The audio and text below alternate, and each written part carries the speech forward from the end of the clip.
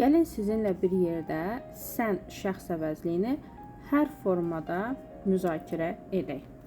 Deməli, sən rus dilində olacaq ty, sənin baxır hansı isimlə danışırsınız, həmən isim hansı cinsdədir. Ona görə də tvoy, tvoya, tvoyo.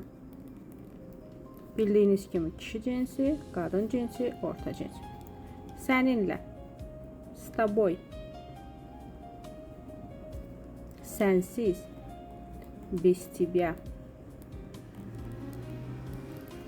Səndə, у тебя, səni, тебя, sənə, тебе. Yəni gündəlik düzgün cümlə qurmaq istəyirsinizsə, bu yiyəlik əvəzliklərini bilməlisiniz. Bundan əlavə artıq düşünmək lazım deyil. Hansı cümlələri öyrənim ki, mənə həqiqətən də gündəlik həyatda lazım olsun. Artıq sənin yerinə mən düşünmüşəm. Bu kitabımı əldə edirsən, içərisində 3000-dən artıq sənə lazım olan cümlələr var.